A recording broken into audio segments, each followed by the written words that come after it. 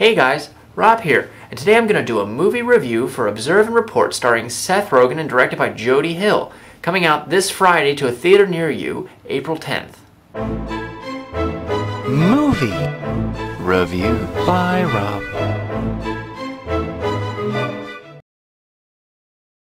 So, Observe and Report. It was directed by Jody Hill, which I think the only other film he's directed so far is The Foot Fist Way. That's The Foot Fist Way that I have not seen yet, so I can't really say I've realized a certain style of his, but I know he has written and directed, because he also wrote this, but he has written and directed Eastbound and Down, which I've seen a couple episodes and I find it kind of funny as well. So going into this, I think you have to be a fan of Seth Rogen, and I say that, you know, I take it with a grain of salt, because a lot of people like Seth Rogen and they say that this film is a different role for him, but in all honesty, I feel like he's played the same role in almost every movie he's been in. It's a big dispute, like when people say that Nicolas Cage hasn't really changed his acting style. I think Seth Rogen definitely hasn't, and I really haven't appreciated Seth Rogen in a lead role yet, like 100%. So this movie is totally Seth Rogen as the lead, and the overall story is, and it sounds bad because you think of Paul Blart came out a few months ago, so it's kind of a little bit similar, but I feel like Paul Blart had a little bit more of a story going for it.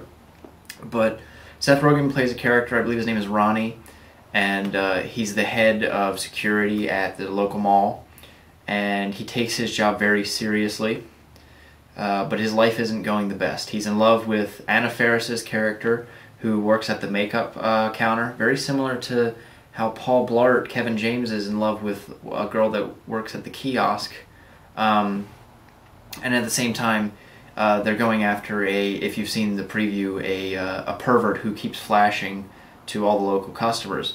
And Seth Rogen's character has taken it upon himself as this being a sign that he's meant for more, and that he can capture this guy and possibly become a cop. And with this pervert coming in, they call in a real cop, played by Ray Liotta, who I think is the best part of this movie. He hasn't been in a lot of mainstream things recently. I know he did some voice work in B-Movie, but you might better know him from Field of Dreams and Goodfellas, and Blow with Johnny Depp. So Ray Liotta, I always think, brings a lot to the table, and there's one scene in particular where he yells at Seth Rogen's character, and if you've seen it, you'll know what I'm talking about, and if you haven't, when you see it, you'll know what I'm talking about. It's like the funniest part of the movie to me. A lot of Seth Rogen's acting comes off, he's supposed to be very serious in this. I mean, it's comedy, but it's his seriousness that comes across. It's not like really punchlines in this, it's situational comedy. But his character in general is just a real jerk, and I don't find that any different than any normal characters he does. So overall, I feel like the story to this wasn't really a story, it was just we were seeing some of this guy's life. And you really have to, like I said, it's one of those movies where you don't like Seth Rogen, you don't like the character itself, you're going to feel like this movie wasn't really much about anything. And definitely with the overall climax and all, it's not very realistic, and if they were going for realism in this movie, they failed. I think it's enjoyable, though. There was a lot of jokes. There's also Michael Peña, I believe it's pronounced. He was in World Trade Center, and he was in Crash, and I think he was in a couple episodes of My Name is Earl. But his character's pretty funny in this, and I laughed a lot at him because he wasn't your normal dramatic role that he usually plays. He had a really funny lisp accent, and overall, like I think the tone of the movie was set well, but I thought I was going into this with the interpretation that Seth Rogen's character thought he was a real badass, and in the long run, he wasn't. But they kind of go the opposite way with it, and he is what he feels like. And a lot of the editing style around this, there's like pointless shots of them posing coming down the escalator, and it just holds, and you're like, okay, and then it would cut to something else. So it would serve no point other than maybe like get a chuckle out of one or two audience members. So I think that is something that needs to be improved. And the movie felt really long, but it was only like an hour and a half tops. So I don't know. Observe and Report. Like I said, I liked Paul Blart Mall Cop better, and that's sad to say because I mean that was PG, and I don't know. Maybe it's just the lead. This was definitely much more vulgar. There's scenes where they say the F word like nonstop, and even to the point where it gets tiresome. And I mean, there's a lot. There is some funny things. There's nudity. I warn you, there's male nudity. And there's a lot of adult content. I saw a child in the audience, and I wonder why that parent brought the child.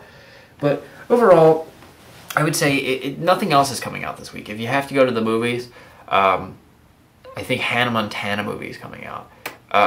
So check out Observe and Report. And don't think I'm giving it a negative review. Like I said, a lot of people I know have enjoyed this. A couple haven't as well. But I think it really boils down to if you like Seth Rogen or not. And like I said, I like his writing. I really like when he's a supporting character, like in 40-Year-Old Virgin and in Anchorman when he was the eager cameraman, and back in the days when he was on Undeclared.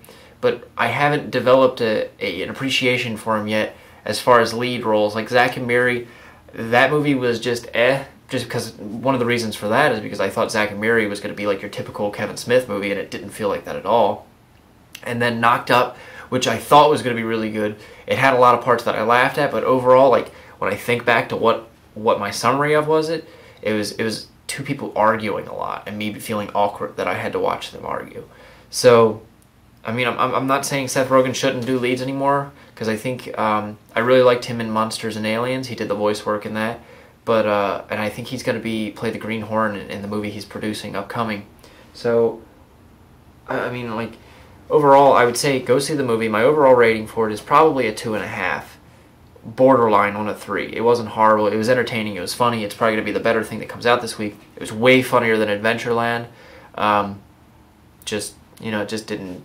I was hoping for something really funny. So keep them coming. And remember, I'll be watching.